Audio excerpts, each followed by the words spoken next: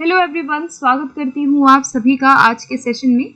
आज इस वीडियो में हम डिस्कस करने वाले हैं मेथड्स ऑफ टीचिंग और ये हमारा पार्ट 3 है। इससे पहले 2 पार्ट में मैंने जीटीएम, डायरेक्ट मेथड, ऑडियोलिंगुअल और बाइलिंगुअल मेथड को डिस्कस कर लिया है। आई होप आप सबने वो दोनों वीडियोस देखी होंगी एंड इसी तरह से आगे भी बहुत सारे पार्ट्स में जो रीडिंग के मेथड हैं, राइटिंग के मेथड्स हैं, जो ग्रामर के मेथड्स हैं, जो आपके इंग्लिश में पूछे जाते हैं, उन सभी मेथड्स को मैं कवर करूंगी। ठीक है, तो चलिए फिर आज की इस क्लास को शुरू करते हैं। आज की क्लास बहुत इंपॉर्टेंट है बिकॉज इन दोनों वीडियो से क्वेश्चन आता है। क्वेश्चन जो है वो स्ट्रक्चरल और सिचुएशनल दोनों ही मेथड से आपके बनते हैं। तो थोड़ा सा डिटेल में इस वीडियो को मैं आज रीडिंग के माध्यम से, रीडिंग के थ्रू मैं यहाँ पे डिस्कस करूंगी जो भी इंपॉर्टेंट पॉइंट्स हैं। तो आप अपने नोट जरूर बनाइएगा, बाकी पीडीएफ मैं शेयर कर दूंगी टेलीग्राम ग्रुप में।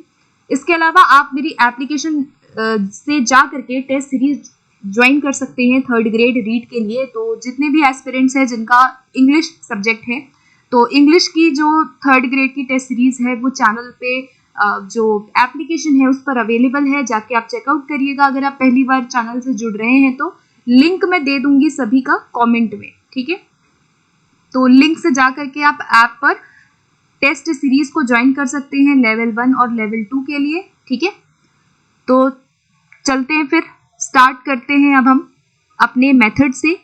ठीक है, सो यहाँ पे सबसे पहला मेथड हम डिस्कस करेंगे स्ट्रक्चरल मेथड।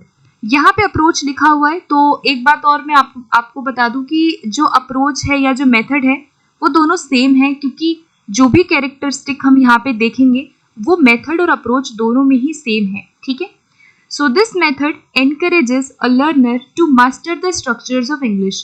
अब जो मैं यहाँ पे हाईलाइट कर रही हूँ पॉइंट्स, वो आपको याद रखना है। सबसे पहले यहाँ पे एक वर्ड आया है स्ट्रक्चर्स। ये मेथड सबसे ज्यादा एनकरेज करता है स्ट्रक्चर्स को सिखाने पे। यानी कि अगर मैं इसका बोलूँ कि स्ट्रक्चरल का एम क्या है, तो स्ट्रक्चरल का एम ही यही होता है to master the structures of English. जो भी स्ट्रक्चर्स हैं उसमें मास्टरी करना। अब बात आती है कि स्ट्रक्चर क्या होता है। तो a structure is an arrangement of phrases in a sentence। Structure क्या होता है, जैसे कोई भी सेंटेंस है, अगर मैं सपोज मैं बोलूँ I am going to school, I am going to school अगर मैं बोल रही हूँ, तो ये क्या है, एक स्ट्रक्चर है। ठीक है, subject plus verb plus object से मिलकर के ये क्या बना, एक स्ट्रक्चर बना। इसमें फ्रेजेस हैं। तो स्ट्रक्चर्स बेसिकली क्या होते हैं, सेंटेंस के अंदर ही जो हमारे फ्रेजेस होते हैं उन्हीं को हम स्ट्रक्चर्स कहते हैं। This approach presupposes English comprises structures and they can be taught by systematic selection and gradation of structures and vocabulary। इस मेथड में सबसे ज्यादा फोकस किया जाता है स्ट्रक्चर्स पे, और उन स्ट्रक्चर्स को कैसे पढ़ाया जाता है, सिस्टमैटिकली पढ़ाया जाता है, सिलेक्शन से पढ़ाया जाता है एंड ग्रेडेशन से पढ़ाया जाता है। ठीक है, so these are some important words जो आपको याद रखने हैं। स्ट्रक्चर सिखाया जाता है सिस्टमैटिकली, सिलेक्शन और ग्रेडेशन से यहाँ पे हम सिखाते हैं। आगे बात करेंगे अच्छे से सिलेक्शन ग्रेडेशन कैसे होता है, धीरे धीरे सब कुछ इसमें हम पढ़ने वाले हैं। ठीक है, फिर है grammatical structures are learned by language drills. जो भी स्ट्रक्चर सिखाया जाता है वो यहाँ पे कैसे सिखाया जाता है, ड्रिल से सिखाया जाता है, रिपीटिशन से सिखाया जाता है शुरुआती समय में। Learners have to attain mastery in using 275 graded structures and 3000 root words। इस मेथड में सबसे ज्यादा फोकस किया जाता है कि लर्नर्स जो हैं वो 275 ग्रेडेड जितने भी स्ट्रक्चर्स होते हैं एक इंग्लिश के अंदर, उसको बच्चे सीखें और कम से कम 3000 रूट वर्ड्स को बच्चा क्या कर सके, एक्वायर कर सके। ठीक है, this method uses the following for teaching English. अब ये मेथड क्या क्या फॉलो करता है, आइए बात करते हैं। सबसे पहले वर्ड ऑर्डर को यहाँ फॉलो किया जाता है, मतलब कि वर्ड ऑर्डर के अकॉर्डिंग हम स्ट्रक्चर्स को सिखाते हैं। कुछ फंक्शन वर्ड्स को यूज किया जाता है। फंक्शन वर्ड का मतलब होता है कि जैसे कि जो हमारे ऐसे वर्ड जो हम आमतौर पे बहुत ज्यादा यूज करते हैं, और इन्फ्लेक्शंस हैं। इन्फ्लेक्शन मतलब जो उपसर्ग प्रत्यय जिन्हें हम कहते हैं, प्रीफिक्स एंड सफिक्स का यूज करके हम यहाँ पर क्या करते हैं, अरेंजमेंट ऑफ सेंटेंसेस या स्ट्रक्चर्स को सिखाते हैं। आगे बढ़ते हैं, नेक्स्ट पे बात करेंगे। अब हम बहुत सारी चीजें हैं इस मेथड में जो हम सारी चीजें डिस्कस करेंगे। बात करते हैं प्रिंसिपल्स क्या है। अगर मैं पूछूं कि स्ट्रक्चरल मेथड के क्या क्या प्रिंसिपल हैं, तो देखते हैं। सबसे पहले FG फ्रेंच ने यहाँ पे कुछ प्रिंसिपल का जिक्र किया। सबसे पहले पहला प्रिंसिपल कहता है कि learners have to fix up habits of English language patterns. यहाँ पर सबसे पहला प्रिंसिपल है कि जो भी लर्नर है उनको हैबिट दी जाती है पैटर्न्स की, ठीक है। सपोज कि कोई सेंटेंस आपको सिखाना है तो आप उसकी हैबिट वहाँ पे बच्चे के अंदर इनकलकेट करवाते हो। जैसे मैं एक सेंटेंस बोल रही हूँ आई एम, ठीक है, इज एम आर वाला सेंटेंस में बच्चों को सिखा रही हूँ, ठीक है। या मान लो कि मैं वॉज वर वाले सेंटेंस सिखा रही हूँ, मैं कोई भी सेंटेंस का टाइप सिखा रही हूँ तो उसकी हैबिट करवाना इसका पर्पस होता है। दूसरा है learners activities are more important than those of the teacher. यहाँ पे लर्नर्स जो भी एक्टिविटी करता है उसको यहाँ पे इम्पोर्टेंस दी जाती है। Oral work is the base of other language skills are build up. इस मेथड में कहा गया स्ट्रक्चरल में कि भाई आप ओरल से शुरू करेंगे। ओरल का मतलब है कि बच्चा पहले बोलेगा, ठीक है, मतलब लिसनिंग से, स्पीकिंग से, फिर हम रीडिंग राइटिंग पे जाएंगे। तो ये फोकस करता है बच्चे की स्पीकिंग पे, ओरल स्किल पे बहुत ज़्यादा फोकस किया यहाँ पे किया जाता है। The structures of English are mastered, they are to be picked up, practised and fixed in mind. यहाँ पे जो भी स्ट्रक्चर्स हम सिखाते हैं उसको ट्राई करते हैं कि हम बच्चों को उसकी प्रैक्टिस करवा दें और वो उनके माइंड में क्या हो जाए, फिक्स हो जाए, ठीक है। नेक्स्ट है meaningful situations are created by dramatisation to teach English language skill. ये बहुत इंपॉर्टेंट है बिकॉज यहीं से आपके पेपर में क्वेश्चन आया हुआ था कि मीनिंगफुल सिचुएशन यहाँ पे होता है कि नहीं होता है, ठीक है। आपको 4 ऑप्शन दे दिया जाएगा जिसमें से आपको सही और गलत बताना होता है। तो याद रखना कि जो भी हम स्ट्रक्चरल अप्रोच में जो भी हम पैटर्न स्ट्रक्चर को सिखाते हैं, प्रैक्टिस करवाते हैं, वो हम ज्यादातर मीनिंगफुल सिचुएशन में ही सिखाते हैं, ठीक है।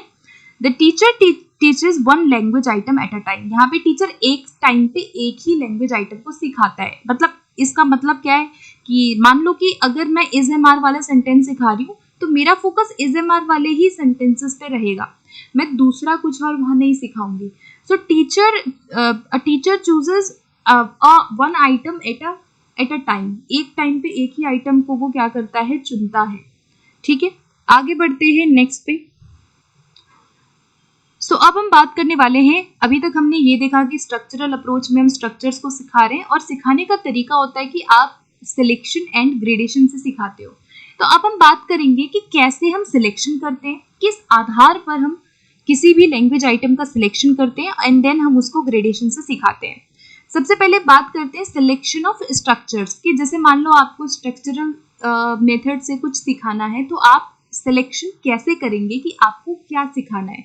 तो सिलेक्शन करने का कुछ क्राइटेरिया होता है और ये इम्पॉर्टेंट प्रिंसिपल भी है आपके सिलेबस में, ये इम्पॉर्टेंट प्रिंसिपल भी है सिलेक्शन में एंड ग्रेडेशन का। तो यही वाला जो क्राइटेरिया है ये हम इस मेथड में फॉलो करते हैं, ठीक है। जैसे आपको कोई भी स्ट्रक्चर सिखाना है तो आप उसमें कुछ बातों का ध्यान रखेंगे। सबसे पहले हम बात क्या ध्यान रखेंगे, यूजफुलनेस का ध्यान रखेंगे कि जो भी आप सिखा रहे हैं वो यूज करने लायक होना चाहिए। जैसे आप ऐसा कुछ सेंटेंस डेली बच्चों को सिखाते हैं जो वो ज़्यादातर यूज़ करते हैं, ठीक है, उनके लिए ज़रूरी है वो, इसलिए आप उसको सिखा रहे हो। दूसरा होता है प्रोडक्टिविटी, यानी कि the structures which Intel the other structures. मतलब कि ऐसा स्ट्रक्चर आप सिखाएंगे जिससे वो अदर चीज़ें भी सीख सकें, है ना। जैसे अगर मैंने बोल दिया आई एम, तो आई एम के साथ बच्चा गोइंग भी लिख सकता है, आई एम के साथ बच्चा अ गर्ल भी लिख सकती है या अ बॉय लिख सकता है। यानी कि आप एक स्ट्रक्चर सिखा चुके हो आई एम, अब वो इससे अदर स्ट्रक्चर्स को बना रहा है, यानी कि दिस इज कॉल्ड प्रोडक्टिविटी, ठीक है। तो हम इस चीज़ का ध्यान रखते हैं कि मैं ऐसी चीज़ सिखाऊं जिसकी प्रोडक्टिविटी ज़्यादा हो। उसके बाद सिंप्लिसिटी का हम ध्यान रखते हैं कि वो पढ़ाने में, समझने में ज़्यादा ईजी हो, ठीक है, which are simple in terms of form and meaning, जिनका अर्थ भी क्या हो, आसान हो और वो समझने में भी इजी हो। उसके बाद आता है टीचेबिलिटी, यानी कि जो इजी टू टीच हो, ठीक है। मैं ऐसी चीज सिलेक्ट करूंगी जो मेरे लिए पढ़ाना आसान हो, है ना, उन्हीं चीजों को मैं पहले पढ़ाऊंगी, ठीक है। तो दिस इज कॉल्ड टीचेबिलिटी। उसके बाद हम ध्यान रखते हैं सिलेक्शन में फ्रीक्वेंसी का, कि बार बार वो अकरेंस होना चाहिए, यानी कि आपने कोई वर्ड उनको सिखाया, उसकी फ्रीक्वेंसी कितनी है। जैसे मान लो मैंने किसी बच्चे को गुड मॉर्निंग सिखा दिया, अब ये गुड मॉर्निंग की फ्रीक्वेंसी बहुत ज़्यादा है क्योंकि वो डेली बेसिस पे गुड मॉर्निंग बोलता है हर किसी को, तो इसकी फ्रीक्वेंसी क्या हुई, इस सेंटेंस की फ्रीक्वेंसी क्या है, ज्यादा है, ठीक है। सो फ्रीक्वेंसी का ध्यान हम रखते हैं, रेंज का ध्यान रखते हैं कि किस सिचुएशन में बच्चा उस वर्ड को यूज करेगा, उस स्ट्रक्चर को यूज करेगा, तो हम यहाँ ध्यान रखते हैं रेंज का, ठीक है। वेरियस कॉन्टेक्स्ट में बच्चा, मतलब कॉन्टेक्स्ट का मतलब होता है कि सिचुएशंस में वो उस वर्ड को, उस सेंटेंस को यूज करे। उसके बाद हम बात करते हैं कवरेज की। कवरेज का मतलब होता है कि एक स्ट्रक्चर कितने मीनिंग को कवर करेगा, ठीक है। यानी कि जैसे मान लो हम कवरेज में क्या सिखा सकते हैं, जैसे मैंने उनको स्वीट्स बोल दिया, ठीक है, मैंने एक वर्ड सिखाया स्वीट्स। अब स्वीट्स में कितने सारे स्वीट्स आते हैं, तो बच्चा इजीली कैटेगराइज कर देगा कि गुलाब जामुन भी स्वीट है, जलेबी भी स्वीट में आ गया, या कुछ भी, कोई भी मिठाई है वो सब स्वीट्स में आ गया, ठीक है। तो दिस इज कॉल्ड कवरेज, कि एक वर्ड, एक स्ट्रक्चर कितने मीनिंग को कवर कर रहा है। उसके बाद आता है लर्नेबिलिटी, यानी ऐसी चीज में ऐसा स्ट्रक्चर चुनूंगी, सिलेक्ट करूंगी जो बच्चे के लिए आसान हो लर्न करने में, ठीक है, जो उनके लिए आसान हो लर्न करने में। तो इन सारी बातों का ध्यान हम सिलेक्शन में रखते हैं, और सिलेक्शन, इन सभी चीजों का ध्यान रख के हम किसी भी स्ट्रक्चर को सिलेक्ट करते हैं पढ़ाने के लिए इस विधि में, ठीक है। आई होप कि ये समझ आ गया होगा, वेरी वेरी इंपॉर्टेंट था। अब हम बात करते हैं कि हमने चुन तो लिया है, अब हम उसको ग्रेडेशन कैसे करेंगे। ग्रेडेशन का मतलब क्या होता है कि आप ना सिंप्लीफाई करते हो, ठीक है, सिंप्लीफाई करते हो किसी भी मैटर को, किसी भी मैटर को क्या कर देना, इजी बनाना और उसको सिंपल कर देना, ठीक है, उसको हम ग्रेडेशन कहते हैं। तो ग्रेडेशन में पहला होता है ग्रुपिंग करना, ठीक है। आप ग्रुपिंग से सिखाते हो, जैसे मान लो बहुत आसान है, मैंने फोनेटिक ग्रुपिंग कर दिया, जैसे साउंड के आधार पे कर दिया मैंने ग्रुप। पहले मैं उनको साउंड सिखाऊंगी, कैट, रैट, बैट, मैट, तो ये क्या है, phonetic grouping. Lexical grouping, words, ठीक है, उन वर्ड्स को सिखाऊंगी जो सेम कॉन्टेक्स्ट के वर्ड्स हों, जैसे मैं बोलूँ स्कूल या मैं बोलूँ टीचर, तो ये क्या है, सेम कॉन्टेक्स्ट के वर्ड है। उसके बाद ग्रामेटिकल ग्रुपिंग होती है, जहाँ पे आप सेम पैटर्न को सिखाते हो, जैसे इज एम आर वाला मैंने बोला, इज एम आर सिखा दिया मैंने, फिर मैंने वॉज वर्ड सिखा दिया, तो ये सेम पैटर्न है, ठीक है। सिमेंटिक ग्रुपिंग क्या होती है, जो मीनिंग के आधार पर होती है, जिनका सिमिलर मीनिंग हो, वो होती है सिमेंटिक ग्रुपिंग। जैसे मैंने उनको हैप्पी भी सिखा दिया और मैंने उनको ग्लैड भी सिखा दिया, तो ये ग्लैड और हैप्पी का मीनिंग क्या है, सेम है, यानी ये सिमेंटिक ग्रुपिंग हो गया।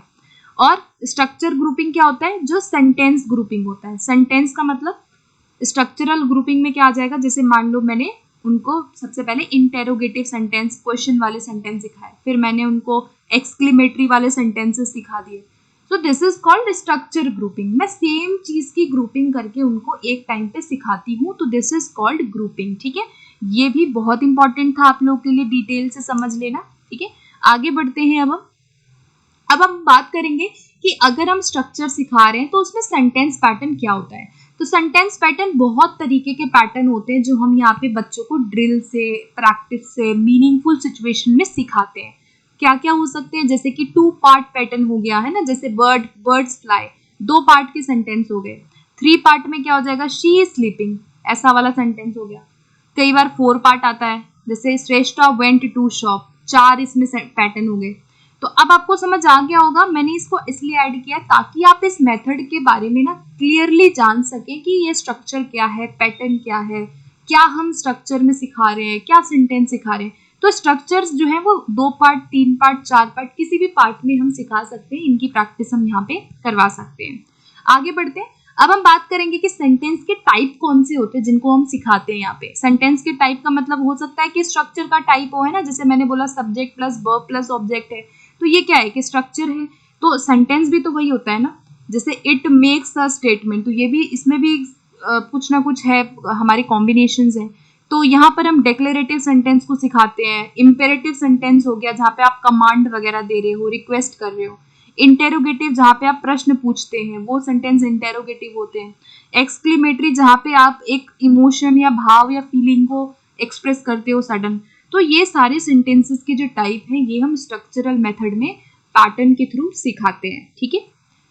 आगे बढ़ते हैं। अब हम बात करते हैं इसकी कुछ मेरिट। तो सबसे पहला मेरिट है कि कंट्रोल्ड प्रैक्टिस करवाई जाती है और बच्चों की एक्यूरेसी बहुत अच्छी होती है, ठीक है। ये हाईलाइट मैं कर रही हूँ, इंपॉर्टेंट है। एक्यूरेसी बहुत अच्छी होती है, यानी कि बच्चों को सटीकता आ जाती है, सटीक चीज़ों को वो सीखते हैं बहुत ज़्यादा। कंट्रोल्ड सिचुएशन में प्रैक्टिस की जाती है, मतलब आप उसको स्टूडेंट को जो भी आप करवा रहे हो वो कंट्रोल्ड तरीके से करा रहे हो, आपने उनको एक पैटर्न सिखाया तो वो कंट्रोल्ड है, ठीक है। दूसरा है कि structures are taught based on the principle of selection gradation pattern, ठीक है। याद है आपको ये कि ये जो मेथड है ये सिलेक्शन ग्रेडेशन के प्रिंसिपल पर आधारित है, ठीक है। ये एक जो है बहुत अच्छा एक मेरिट है और इससे टाइम भी बहुत सारा बचता है। English is taught in meaningful context, ये एक इम्पॉर्टेंट मेरिट है कि यहाँ पर इंग्लिश को मीनिंगफुली सिखाया जाता है कॉन्टेक्स्ट में, और स्पीच पे फोकस ज्यादा किया जाता है, ठीक है। यहाँ पे सबसे ज्यादा फोकस ओरल एस्पेक्ट पे किया जाता है, बच्चे की प्रोनाउंसिएशन पे, ओरल पे बहुत फोकस करते हैं, और जो भी सिखाते हैं वो मीनिंगफुली कॉन्टेक्स्ट में, मीनिंगफुल स्थिति या मीनिंगफुल संदर्भ में सिखाया जाता है। So these are some characteristics, some merits of structural method, ठीक है। अब हम बात करते हैं इसके कुछ डीमेरिट के बारे में। अगर मेरिट है तो डीमेरिट भी जरूर होगा इसका। डीमेरिट्स क्या है कि पहली बात है लर्नर्स L1 नॉट यूटिलाइज्ड। यहाँ पे लैंग्वेज 1 जो है लर्नर की, जो लर्नर की मदर टंग होती है, जो उसकी होम लैंग्वेज होती है, वो फोकस नहीं हो पाती, ठीक है। दूसरा है कि यहाँ पर लैंग्वेज जो है वो बेसिकली क्या हो जाती है, बहुत ज्यादा ना मोनोटोनियस हो जाती है। मतलब लैंग्वेज क्या है, इट्स ऑल अबाउट क्रिएटिविटी। यहाँ पे बच्चे को क्रिएटिविटी नहीं मिल पाता, ठीक है। लिमिटेड स्ट्रक्चर्स को टीचर सिखाता है, बच्चे क्रिएटिव नहीं हो पाते यहाँ पे। उसके बाद ड्रिल्स एंड रिपीटिशन जो होते हैं वो मैकेनिकल होते हैं, बार बार ड्रिल करवाया जाता है, तो कई बार ये बहुत ज्यादा उबाऊ और बहुत ज्यादा बोरिंग हो जाता है, ठीक है। उसके बाद है कि in order to teach using structural approach teacher should be well versed. इसके लिए टीचर को भी वेल वर्स्ड होना चाहिए, उसको लिंग्विस्टिक्स की समझ होनी चाहिए और उसको सिंटेक्स का ज्ञान होना चाहिए, जो कि ज्यादातर टीचर्स को नहीं पता होता। उसके बाद यहाँ पे ओरल वर्क को बहुत ज्यादा स्ट्रेस दिया जाता है, और कहीं ना कहीं जो रीडिंग है, जो राइटिंग है, वो कहीं ना कहीं फोकस नहीं हो पाता इस मेथड के अंदर। सो ये क्या थे, इसके कुछ कमियां थी जो आपको याद रखनी है, ठीक है। तो यहाँ तक हमने अभी स्ट्रक्चरल अप्रोच को किया। अब हम बात करेंगे सिचुएशनल अप्रोच के बारे में। बात करते हैं सिचुएशनल अप्रोच के बारे में, तो वही है सिचुएशनल अप्रोच या फिर पूछेगा सिचुएशन मेथड, तो दोनों सेम बात है। तो सिचुएशनल अप्रोच या मेथड जो है उसको 1930s एंड 60s तक British applied linguistics Harold Palmer and A.S. Hornby ने स्टार्ट किया था। तो यहाँ पे दो लोगों का काम सिचुएशनल अप्रोच पर था, एक था पैल्मर का, दूसरा हॉर्न्सबी का, ठीक है। तो ये इन दोनों का नाम आपको इसमें याद रखना है। एंड इसमें आगे चलते यहाँ पर मेन बात आपको याद रखनी है, इसका एम क्या होता है। So the situational approach ensures that the language taught is practical. सबसे ज्यादा इस मेथड का एम होता है कि जो भी भाषा आप सिखाएंगे वो मैक्सिमम क्या हो, प्रैक्टिकल हो। जैसे स्ट्रक्चरल में तो हम स्ट्रक्चर ज्यादा सिखा रहे थे, उसको प्रैक्टिस करवा रहे थे, बट यहाँ पे फोकस रहता है कि हम उसको प्रैक्टिकली ज्यादा सिखाएं, जो भी लैंग्वेज आइटम आप सिखाना चाहते हो। The vocabulary and sentences are used in real situation. यहाँ पर जो भी वोकैबुलरी होती है, यानी जो भी आप उसको शब्द भंडार, शब्द सिखा रहे हैं, जो भी आप उसको वाक्य सिखा रहे हैं, वो कैसे सिखाते हैं, रियल सिचुएशन में या सिमुलेटेड सिचुएशन में सिखाते हैं। सिमुलेटेड का मतलब होता है कि आप एक सिचुएशन को क्रिएट करते हो, आप एक क्लासरूम में एक सिचुएशन बनाते हो किसी भी सेंटेंस को बताने के लिए। जैसे सपोज आपकी क्लास में 4 स्टूडेंट्स बैठे हुए थे और आपको स्टूडेंट्स को वहाँ पे स्टेशनरी से संबंधित वोकैबुलरी बतानी है। जैसे मान लीजिए आपको उनको पेंसिल बताना है, उनको स्केल बताना है, आपको ब्लैक बोर्ड बताना है, मतलब जो स्टेशनरी वो यूज करते हैं, आपको रबड़ बताना है क्या होता है। तो ये क्या है कि आप पहले उनको सिचुएशन क्रिएट करेंगे, फिर आप उनको कुछ सेंटेंसेस बताएंगे, बच्चे आपके पीछे पीछे बोलेंगे। तो ऐसे क्या होगा कि आप एक सिचुएशन बनाते हैं, सिमुलेट करते हैं, रियल सिचुएशन में हम शब्दों को और वाक्यों को इस विधि में सिखाते हैं, ठीक है।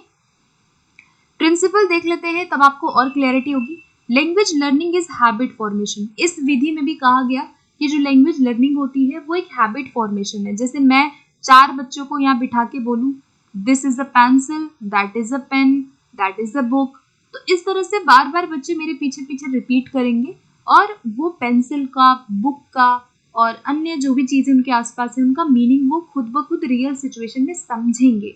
तो ये क्या है कि हैबिट फॉर्मेशन को बनाता है, जहां आप एक सिचुएशन में उनको सिखाते हो।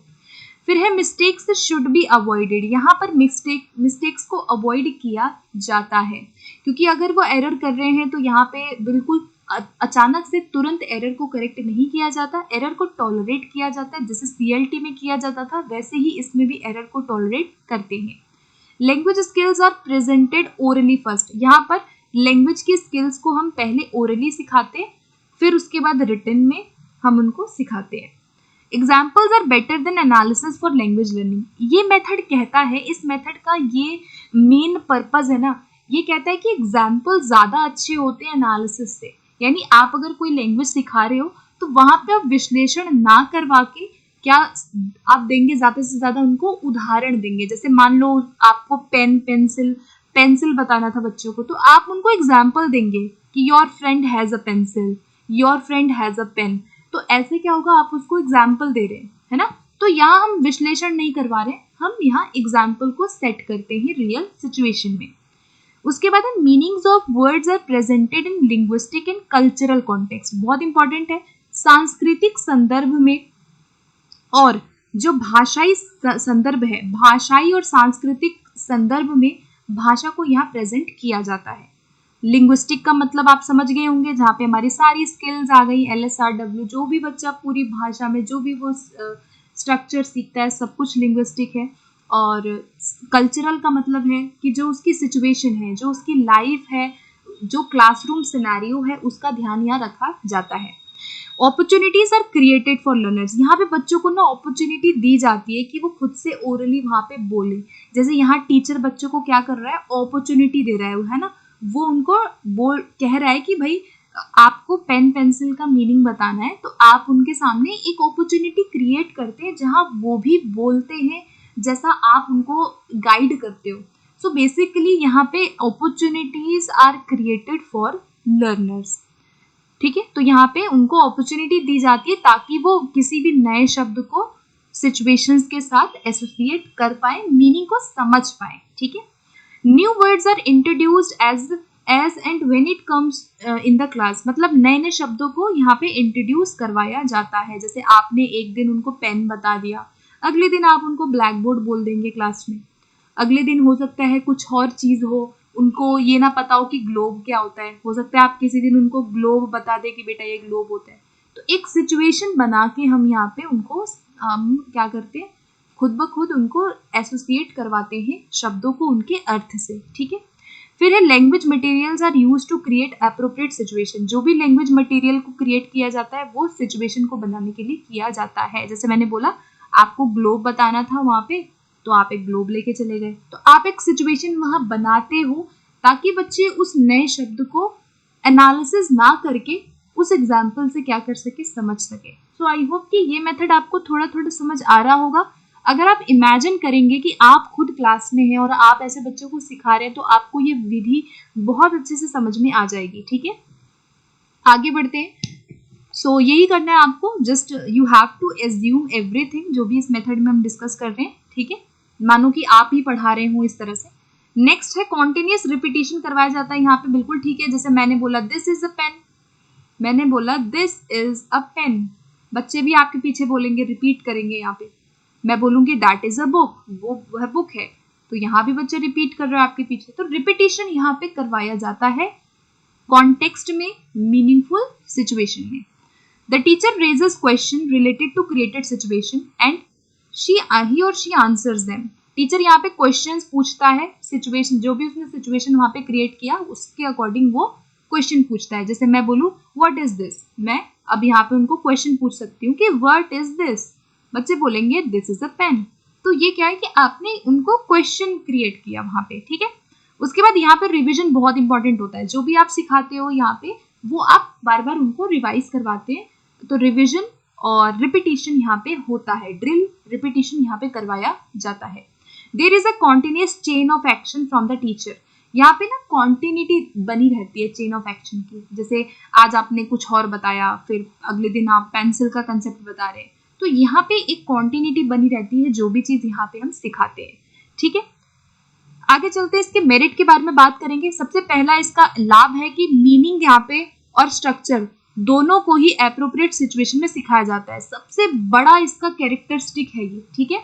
कि स्ट्रक्चर और मीनिंग दोनों को यहाँ पर सिचुएशन के अकॉर्डिंग सिखाया जाता है। Learning is easy and effective, यहाँ पे लर्निंग इजी होती है। इंग्लिश को रियल और इंटरेस्टिंग यहाँ बनाया जाता है बिकॉज आप सिचुएशन के अकॉर्डिंग सिमुलेटेड सिचुएशन में सिखा रहे हो, तो यहाँ आसान हो जाता है उन स्टूडेंट्स के लिए मीनिंग को समझना। The learner gets good exposure to language English, language one is discourage, यहाँ पे लैंग्वेज वन को डिस्करेज किया जाता है। ज्यादातर जो भी सिखाया जाता है वो टारगेट लैंग्वेज में ही हम सिखाते हैं, ठीक है। उसके बाद इसके डीमेरिट है कि केवल लिमिटेड वोकैबुलरी और स्ट्रक्चर बच्चा सीख पाता है, मतलब सब कुछ सिखा पाना यहाँ पे पॉसिबल नहीं होता है। बहुत ही लिमिटेड वोकैबुलरी आप सिखा पाते हो, आप हर एक वर्ड को नहीं सिखा सकते। जैसे मान लो सपोज मुझे अगर उनको बताना है ऑनेस्टी, ठीक है, तो ऑनेस्टी का मैं एग्जैक्टली मीनिंग उनको नहीं समझा सकती। तो यहाँ पर कहने का मतलब क्या है मेरे, कि मैं बहुत लिमिटेड वोकैबुलरी ही सिखा सकती हूँ। मैं अगर मुझे सिखाना हो कि जो ट्रस्ट क्या होता है, ऑनेस्टी क्या होती है ना, या इंटेलिजेंस क्या होता है, तो मैं ऐसे शब्द उनको सिचुएशन में नहीं सिखा सकती, ठीक है। तो लिमिटेड वोकैबुलरी यहाँ पे होती है, ये एक इसका जो है डीमेरिट है।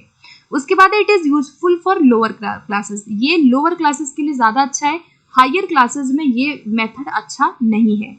ड्रिलिंग जो है यहाँ पे ज्यादा होती है, जिससे कि बच्चे को थोड़ा वो बोरियत लगता है, वेरी लगता है, भारी लगता है, ठीक है, क्योंकि यहाँ ज्यादा ड्रिलिंग और रिपीटिशन यहाँ पे करवाया जाता है। जैसा कि स्ट्रक्चरल में भी हमने पढ़ा कि दोनों ही मेथड में कहीं ना कहीं ड्रिलिंग हो रही है। उसके बाद this approach demands high competent teachers इसके लिए हाई कॉम्पिटेंट चाहिए जो इस सिचुएशन के अकॉर्डिंग बच्चे को इजीली सिखा सके, ठीक है।